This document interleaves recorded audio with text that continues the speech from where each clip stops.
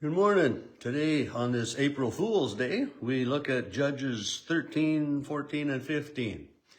And, there's a lot of people that pull tricks on April 1st. And I understand that, having some fun and different things that way. But it's always one of those days you have to be careful who you listen to and what stories you hear.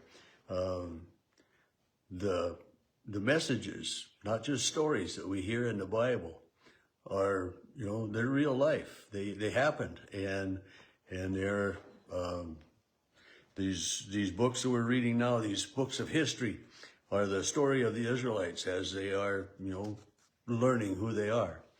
And they don't have a king yet. They have judges. And in chapter 13, Samson is born. And he is one of those that we know about. I mean, some of those others we don't know an awful lot about, but and there's more about Samson than about a lot of others. But it starts out in chapter 13 again. The Israelites did what was evil in the sight of the Lord, and they are overrun. They are conquered by the Philistines. They're living under foreign rulership again. And verse 2, there was a certain man of Zorah, of the tribe of the Danites, whose name was Manoah, and his wife was barren, having no children. And we've heard that story before, and we will hear that story again, later on in the Bible too. But, a couple with no children, and an angel of the Lord, a man of the Lord comes. And it says, the angel of the Lord appeared, and although you are barren and have borne no children, you will have a child. And then it's that cautionary: be careful what you eat and drink, and don't drink wine, don't eat the fruit of the vine, and your son will be a Nazarite. And there were back in Numbers, it told us what a Nazarite was set apart in these different ways that way, in number 6. And to be a Nazarite then, and then, even Jesus, when he was a Nazarene because he was born in Galilee of Nazareth, and those different identifiers that way. But, no razor is to come to his head, for the boy shall be a Nazarite to God from birth. And when we hear that, no razor shall come to his head, I mean, boom, we think ahead really right away of Samson and Delilah. I mean, I do anyway, and probably some of you do as well. But we don't get to Delilah today in these 3 chapters. But the birth of Samson is told again a little bit more, because the woman, goes and talks to her husband and tells her husband that an angel of God came and talked to me. Most awe-inspiring. And I think about that too. An angel of God would be awe-inspiring and would bring fear, right? Shock, and all of those things. And but Manoah, her husband, prays to the Lord. O Lord, I pray, let the man of God whom you sent come to us again and teach us what we are to do. So it isn't, just come in, tell me, but tell us what we should do. Help us understand what it is that we are to do to raise this child that you're so graciously going to give us. I mean, I'm probably putting words into his mouth, I know that, but, come teach us what we are to do concerning the boy who will be born. And the angel of the Lord came again then to the woman, and she ran and got her husband, and the angel waited there for the husband to come in from the field. And he asked, are you the man who spoke to this woman? I am.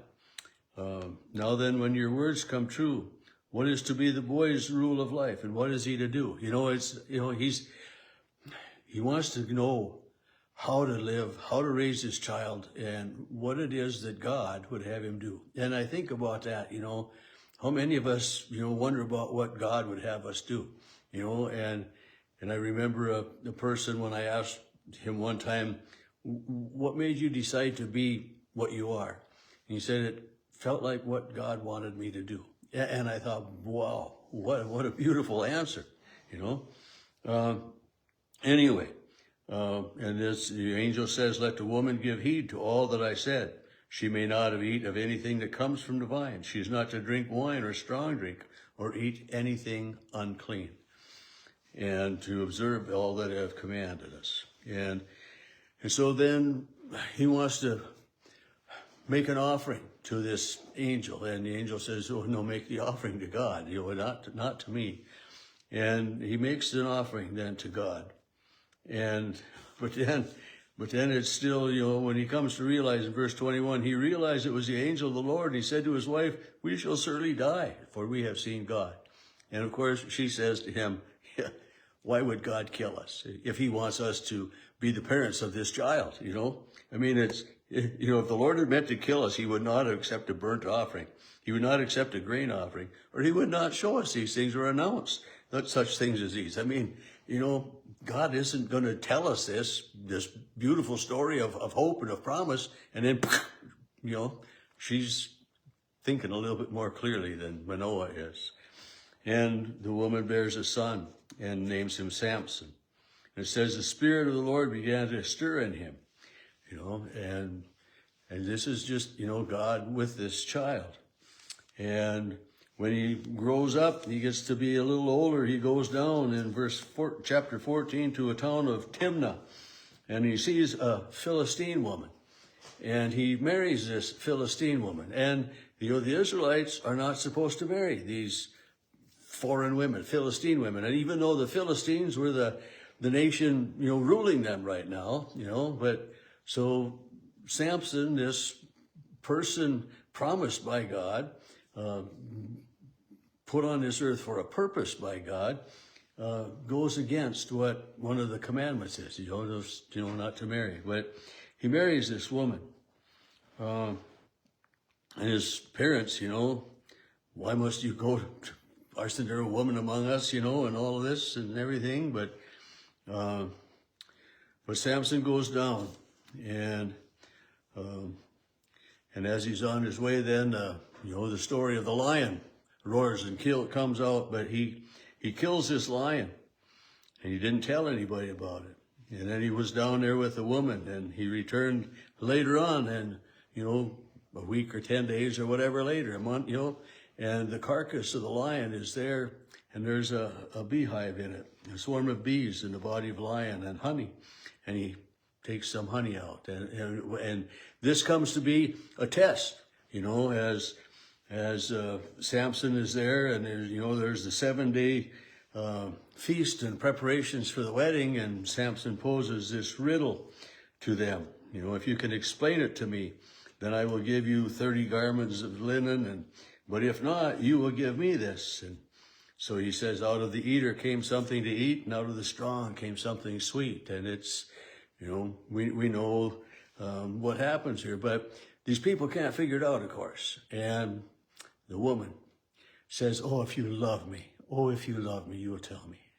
And it's one of those things that, you know, do we really test those that love us? Do we really make them show or make somehow a test to prove that they love us or not? You know, I mean, that just doesn't make sense. But, you know, so he gives in, and he tells her the story. He says, look, I haven't told my father and mother. Why should I tell you? Well, she wept, and she nagged him. And on the 7th day, he tells her, and then she tells the people, and they solve the riddle. And Samson, of course, is not pleased with that. And Samson went back. It says he killed 30 men of the town and took their spoil and their festival garments, and he went back home to his father's house. And while he was gone, he didn't take his wife with him, and so her father gave him to another person. And so when Samson comes back in chapter 15, Samson goes back to visit his wife, bringing a kid, not a child, but a goat kid, you know. And I want to go into my wife's room, but their father would not allow it. I was sure you had rejected her, so I gave her to your companion. And then is not her younger sister prettier and buried? So he tries to get have Samson marry this other daughter. And Samson doesn't in favor of that, but he catches all of these fox and he puts their tails to fire and he sends them out. And I think about that. How would you catch 300 fox? I mean, only if God set it up for you, right? I mean, I don't think, I couldn't catch one fox. I know that. But he sets their fields afire and they come against him then. But he comes against the men and they come to bind Samson and to do to him as he had done to them. And so we have the beginning of the story of Samson, and there's, and he kills 1,000 of them or whatever it is with the jawbone of a donkey.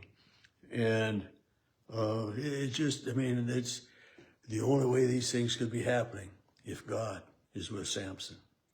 And this is one of the things that I hold every day, that God is with me and with each and every one of you as well.